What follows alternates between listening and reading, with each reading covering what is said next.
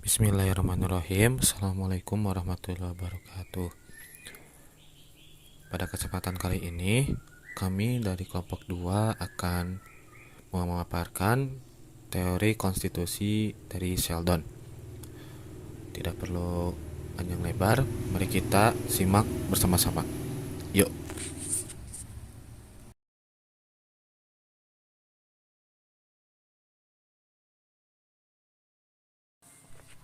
Bismillahirrahmanirrahim. Yang pertama ada psikologi konstitusi di masa lampau atau masa lalu.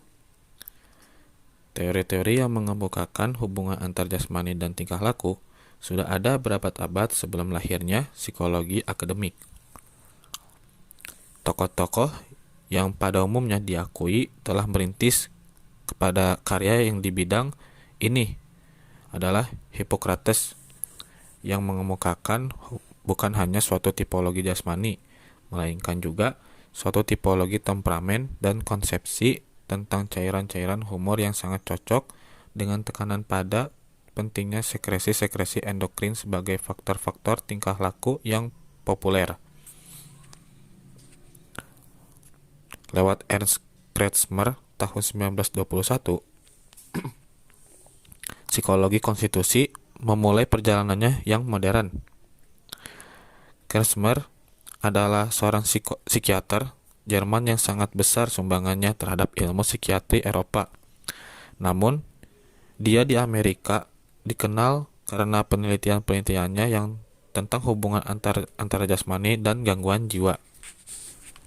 Tidak hanya itu, Kretschmer memiliki 3 konsep tipe fundamental jasmani. Yang pertama ada astenik, yaitu jasmani yang ringkih dan linear. Yang kedua ada tipe atletik, yaitu jasmani yang berotot dan perkasa. Dan yang ketiga ada jasmani piknik. Cukup sekian dari saya. Selanjutnya ada pemaparan dari teman saya. Kita akan membahas tentang sejarah William Sheldon. William Sheldon lahir di Wark, Rhode Island pada tahun 1899, menyelesaikan gelar Bachelor Art di tahun 1919. Untuk selanjutnya ia mendapatkan gelar Master Art di Universitas Colorado dan Doktor Filosof dari Universitas Chicago. Aktif di dunia psikologi dengan menjadi peneliti sekaligus dosen di beberapa universitas dunia, seperti pada tahun 1924 sampai 1926 di Universitas Chicago. Pernah mengajar di psikologi Harvard dan bekerja di Dinas Angkatan Darat USA. Meninggal pada 16 September 1977 di Cambridge yang dekat dengan Memorial Hall Harvard.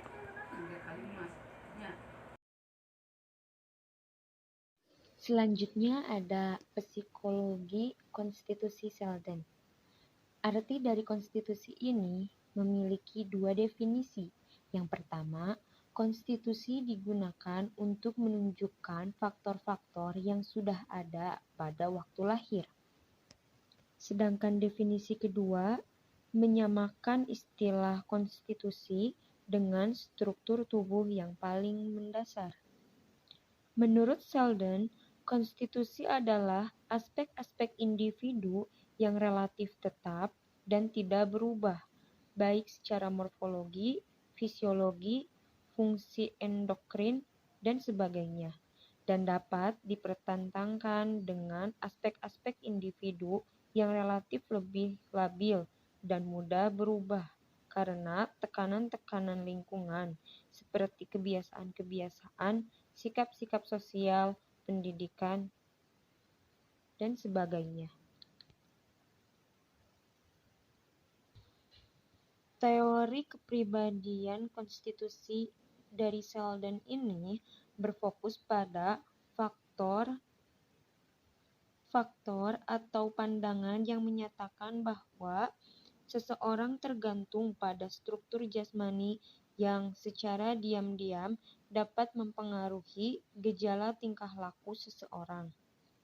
Dalam teorinya, Sheldon mencoba mengkaitkan klasifikasi bentuk tubuh dengan jenis-jenis temperamen. Jadi, psikologi konstitusi adalah studi tentang aspek-aspek psikologis tingkah laku manusia sejauh aspek-aspek itu berhubungan dengan morfologi dan fisiologi tubuh. Struktur tubuh atau jasmani. Sheldon menentukan dan memberikan ukuran-ukuran daripada komponen-komponen jasmani manusia. Sheldon tidak hanya ingin mendapatkan kategori untuk klasifikasi dan deskripsi tubuh manusia saja, tetapi tujuannya untuk mendapatkan apa yang disebut dengan biological identification tag. Sheldon berpendapat bahwa faktor-faktor genetis memiliki peran untuk perkembangan individu dan orang mungkin mendapatkan representasi dari faktor-faktor tersebut melalui sejumlah pengukuran yang didasarkan pada jasmani. Dalam pandangan Sheldon, ada suatu struktur biologis hipotesis, yaitu morfogenotip yang menjadi dasar jasmani yang nampak dan yang memainkan peranan penting tidak saja dalam menentukan perkembangan jasmani, tetapi juga dalam pembentukan tingkah laku. Somatotip merupakan suatu usaha untuk mengukur morfogenotip itu, walaupun harus bekerja dengan cara tidak langsung, terutama bersandar kepada pengukur jasmani. Dimensi-dimensi jasmania. Walaupun Sheldon tahu bahwa ada orang lain yang lebih dulu melakukan pengukuran terhadap jasmani, namun dia memulai usahanya secara induktif. Pertama-tama, ia mendapatkan sejumlah besar tubuh jasmani yang dapat diselidiki kembali. Agar praktis, dia membuat foto-foto tubuh mulai dari depan hingga ke samping. Cara ini disebut dengan somatotype performance test. Yang pertama ada komponen-komponen jasmani primer. Setelah lama menyelidiki dan menilai dengan teliti foto tersebut, Sheldon dengan rekan kerjanya mengambil kesimpulan bahwa ada 3 komponen jasmani. Yang pertama ada endomorfi. Individu yang komponen endomorfinya tinggi, sedangkan kedua komponen lainnya rendah kelihatan lembek dan bulat. Sesuai dengan sifat lembek dan bulat ini, tulang dan ototnya kurang berkembang, serta perbandingan antara tinggi dan berat badannya relatif rendah. Orang yang demikian itu memiliki berat jenis rendah dan mudah mengapung di air, karena alat-alat pencernaan berkembang dengan baik dalam jenis tubuh ini. Sedangkan unsur-unsur fungsional dari struktur-struktur itu pun pertama-tama berkembang dari lapisan embryonik endodermal, maka digunakanlah istilah endomorfi. Yang kedua ada mesomorfi. Jasmani yang berkembang dengan baik dalam komponen ini dan merupakan nilai tengah antara kedua komponen lainnya adalah keras dan persegi, dengan tulang dan otot-otot yang menonjol. Tubuh mesomorfi demikian ini adalah kokoh, keras, tahan sakit, dan umumnya tahan melakukan pekerjaan yang berat dan membutuhkan energi. Contohnya olahragawan, pengelana, tentara profesional, dan lain-lain. Bagian-bagian yang dominan dari jenis tubuh ini terutama berasal dari lapisan embryonik mesodermal, maka dari itu disebut dengan mesomorfi. Yang ketiga ada ektomorfi. Individu yang berada pada ekstrim atas pada komponen ini dan pada ekstrim bawah di kedua komponen lainnya berciri jangkung, rapuh, berdada pipih, dan bertubuh halus. Ia biasanya kurus dan kurang berotot. Seorang ektomorfi memiliki lebih banyak bagian tubuh yang rata dibandingkan kedua tipe fisik lainnya. Tubuhnya lebih tampak rata daripada gempal. Ia juga memiliki otot dan sistem saraf pusat yang terbesar dibandingkan dengan besar keseluruhan tubuhnya. Atas alasan tersebut, maka Sheldon berpendapat bahwa tipe fisik ini lebih banyak terbentuk dari jaringan-jaringan yang berasal dari lapisan embryonik ektodermal dibandingkan kedua tipe jasmani lainnya. Karena banyaknya bagian-bagian tubuh yang rata, seorang ektomorfi terlalu banyak terkena stimulasi dari luar. Inilah tipe jasmani yang paling lemah untuk bersaing dan bertahan secara fisik. Di samping komponen-komponen jasmani primer, Sheldon juga mengemukakan adanya komponen jasmani sekunder. Yang pertama ada displasia. Dengan meminjam istilah dari Kretschmer, istilah itu dipakai oleh Sheldon untuk menunjukkan setiap ketidaktepatan dan ketidakkelengkapan campuran ketiga komponen primer pada berbagai daerah daripada tubuh.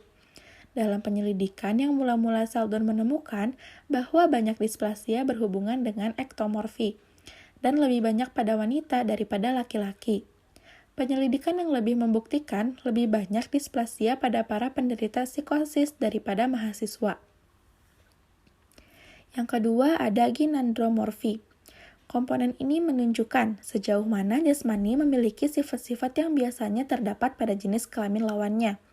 Komponen ini oleh Sheldon dinyatakan dengan huruf G. Jadi, orang laki-laki yang memiliki komponen G tinggi akan memiliki tubuh yang lembut, panggul besar, dan sifat-sifat wanita yang lain. Secara teori, sifat-sifat ini dapat dinyatakan dengan angka 1-7. Angka 1 menunjukkan tidak adanya sifat-sifat dari jenis kelamin lawannya, sedangkan angka 7 menunjukkan kebencian atau hermaphroditismus.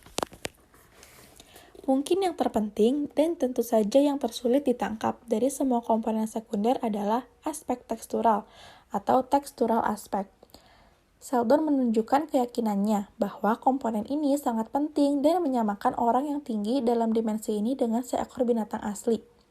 Sheldon mengemukakan, dalam setiap somatotipe terdapat gradiasi yang cukup jelas dari tekstur tubuh yang sangat kasar sampai dengan tampang tubuh yang sangat halus.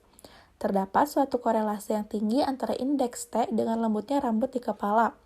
Tekstur yang kasar mungkin berkorelase dengan besarnya masing-masing sel pada berbagai bagian tubuh.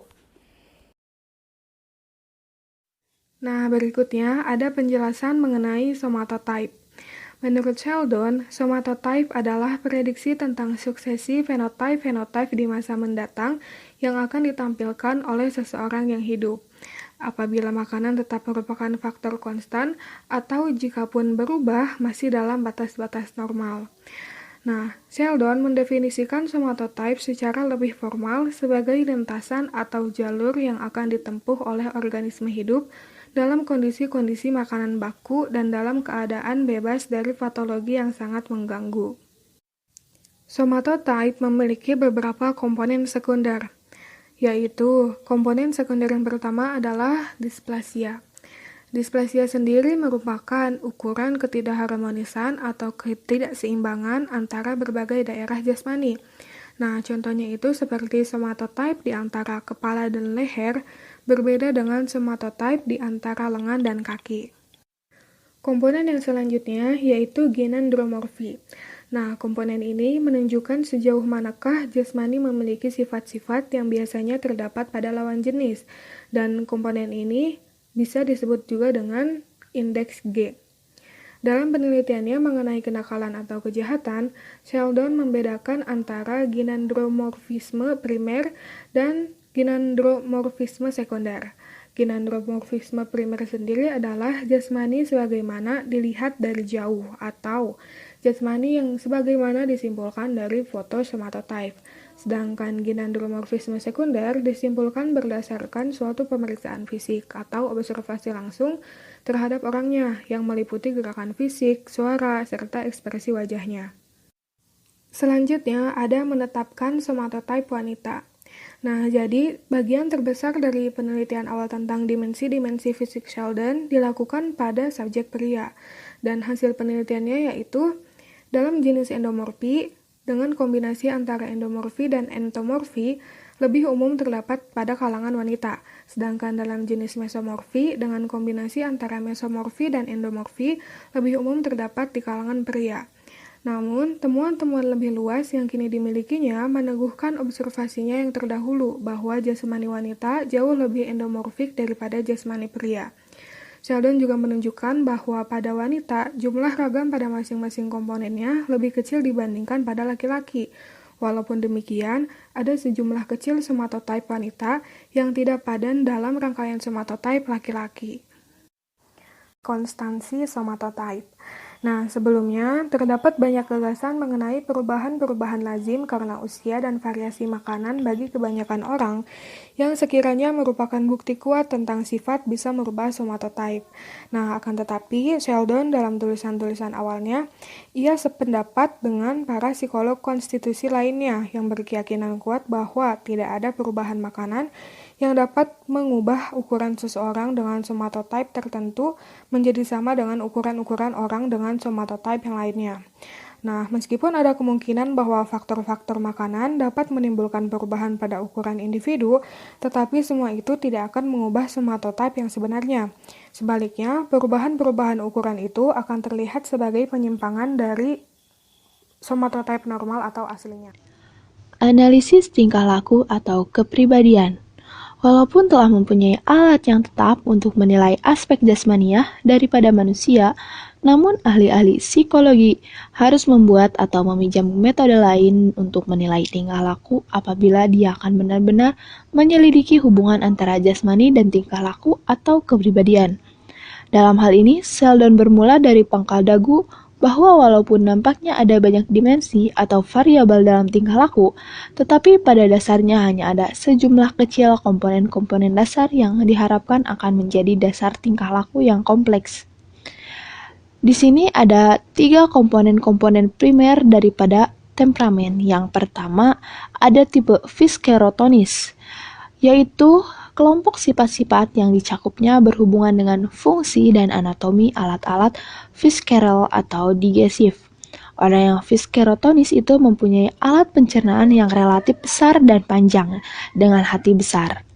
Nah, adapun sifat-sifat dari temperamen viscerotonis yang pertama, sikap tidak tegang, suka akan hiburan, gemar makan-makan, besar kebutuhan akan resonansi orang lain, tidurnya nyenyak, dan bila menghadapi kesukaran membutuhkan orang lain. Yang kedua, ada tipe somatotonia, yaitu sifat-sifat atau kelompok sikap yang dicakupnya berhubungan dengan dominasi dan anatomi struktur somatis. Orang yang somatotonis, aktivitas otot-otot sehendaknya dominan. Orang yang golongan ini gemar akan ekspresi muskuler atau suka mendapat pengalaman fisik. Adapun sifat-sifatnya, yang pertama, sikapnya gagah, perkasa, kebutuhan bergerak besar, suka terus terang, suara lantang, nampaknya lebih dewasa dari yang sebenarnya. Bila menghadapi kesukaran-kesukaran butuh melakukan gerakan-gerakan. Yang ketiga ada tipe cerebrotonis, yaitu komponen primer ketiga yang dinamakan serobotania. Sebenarnya Sheldon belum pasti benar tentang penamaan ini. Dinamakan demikian karena dikirakan bahwa aktivitas pokok adalah perhatian dengan sadar, serta inhibisi terhadap gerakan-gerakan jasmaniah. Adapun sifat-sifat yang bertipe cerebrotonis yang pertama, sikapnya kurang gagah atau ragu-ragu, reaksinya cepat, kurang berani bergaul dengan orang banyak, kebiasaan-kebiasaannya tetap, suara kurang bebas, tidur kurang nyenyak, nampaknya lebih mudah dari yang sebenarnya. Dan kalau menghadapi kesukaran butuh mengasingkan diri. Nah, dari ketiga komponen itu, sifat-sifat yang dicakupnya merupakan scale of temperament, yang juga mempunyai skala 1 sampai dengan 7. Dengan uraian yang telah dikemukakan itu, bahwa kalau dipandang dari segi tipologi Sheldon, membedakannya ada 3 tipe pokok temperamen. Yang pertama ada viscerotonia, somatotonia, dan cerebrotonia. Individu yang memiliki tipe jasmani tertentu akan menemukan cara-cara bertingkah laku tertentu yang sangat efektif, sedangkan individu yang memiliki tipe jasmani lain akan merasa perlu menggunakan cara-cara bertingkah laku lain.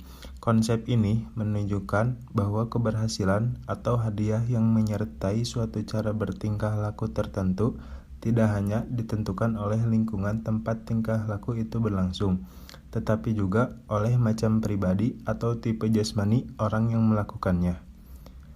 Individu dengan tubuh ektomorfik yang rapuh tidak akan berhasil memakai cara-cara yang penuh gerakan, agresif, dan serba menguasai dalam berhubungan dengan kebanyakan orang. Sedangkan ini memungkinkan dapat dilakukan oleh orang mesomorf yang berbadan besar.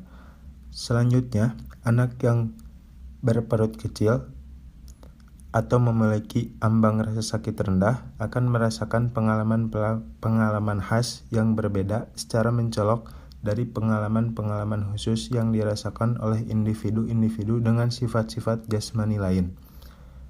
Dengan memiliki jasmani tertentu dan lingkungan yang normal, maka individu akan menemukan bahwa tipe-tipe respon tertentu secara efektif lebih sering dihadiahi, sedangkan tipe-tipe respon tertentu lainnya biasanya dihukum. Pembatasan-pembatasan yang ditentukan oleh jasmani pada tingkah laku dapat bersifat langsung atau tak langsung. Hubungan antara jasmani dan temperamen ditentukan oleh stereotip yang diterima umum atau nilai stimulus sosial dalam masyarakat setempat tentang jenis-jenis tingkah laku yang dianggap sesuai untuk individu-individu dengan tipe jasmani-jasmani yang berbeda. Harapan-harapan dari masyarakat akan menyebabkan individu dengan jasmani tertentu memperhatikan pola-pola tingkah laku tertentu, dan tingkah laku ini cenderung akan ditiru oleh individu-individu yang memiliki tipe jasmani yang sama dan terkena oleh harapan-harapan yang sama. Baik jasmani ataupun kecenderungan tingkah laku sebagian besar ditentukan oleh faktor-faktor hereditas, dan di antara faktor-faktor ini terdapat hubungan-hubungan tertentu yang menghasilkan tipe-tipe atribut jasmaniah tertentu yang berhubungan dengan atribut-atribut tingkah laku tertentu. Individu yang memiliki sifat-sifat jasmaniah tertentu diharapkan akan menampilkan kecenderungan-kecenderungan tingkah laku tertentu karena gen atau gen-gen yang sama mempengaruhi kedua kumpulan sifat-sifat tersebut. Perkembangan individu. Minat Sheldon pada proses perkembangan sekurang-kurangnya terungkap dari keyakinan bahwa tugas membimbing anak akan jauh lebih efisien bila mana mereka yang terlibat dalam kegiatan itu mau sedikit bersusah payah mempertimbangkan somatotipe anak. Dengan begitu, orang dapat menghindari penanaman pada anak aspirasi-aspirasi dan harapan-harapan yang tidak sesuai dengan potensi jasmaniah dan temperamennya. Pandangan ini menegaskan bahwa Sheldon tidak menganggap bahwa perkembangan individu sama sekali ditentukan oleh warisan biologisnya, sebagaimana terdapat dalam morfogenotip, akan tetapi ia memandang bahwa pribadi itu dianugerahi potensi-potensi yang membatasi dan membentuk kemungkinan-kemungkinan pertumbuhannya di masa mendatang. Pengalaman-pengalaman tertentu yang dihadapi oleh pribadi itu akan memainkan peranan yang menentukan apakah pribadi itu pada akhirnya akan benar-benar mampu merealisasikan potensi-potensi itu sepenuhnya atau tidak. Proses-proses tak sadar. Kiranya kalau individu lebih mengenal struktur tubuhnya serta fungsi-fungsi biologisnya yang bekerja di dalamnya, ia akan lebih menyadari kekuatan-kekuatan yang menggerakkan tingkah lakunya. Sheldon 1949 mengemukakan bahwa ketidaksadaran adalah tubuh dan selanjutnya menyiratkan bahwa alasan sulitnya merumuskan ketidaksadaran ialah semata-mata karena bahasa kita tidak diarahkan untuk secara sistematis mengungkapkan apa yang terjadi di dalam tubuh. Jadi, ia berpendapat bahwa psikoanalisis yang menyelidiki ketidaksadaran mendekati secara tidak langsung dan dengan cara yang agak kurang efisien, hal sama yang dicoba didekati dengan secara lebih langsung dan lebih objektif oleh Sheldon lewat metode penentuan somatotipenya. Dapat kita sarikan bahwa dari teori konstitusi Sheldon ini, intinya memfokuskan kepada ukuran jasmani atau bentuk postur tubuh dan faktor biologis sebagai pengaruh terhadap perkembangan dan tingkah laku manusia. Sheldon mengungkapkan pengkategorian mengenai struktur primer ke dalam 3 tipe bentuk tubuh manusia, yaitu ektomorfi, mesomorfi, dan endomorfi. Tak sampai di sana, Sheldon juga mengungkapkan teorinya mengenai dimensi-dimensi tingkah laku primer. Beliau mengkategorikan dengan 3 jenis, yang diantaranya seperti viskoserotonia, somototonia, dan cerebrotonia. Dengan kita mengetahui dan memahami teori ini, kita akan memiliki banyak manfaat secara umum maupun dalam praktik psikologi itu sendiri. Contohnya, kita bisa mendapatkan penilaian tambahan mengenai kepribadian klien atau seseorang dari karakteristik tubuhnya.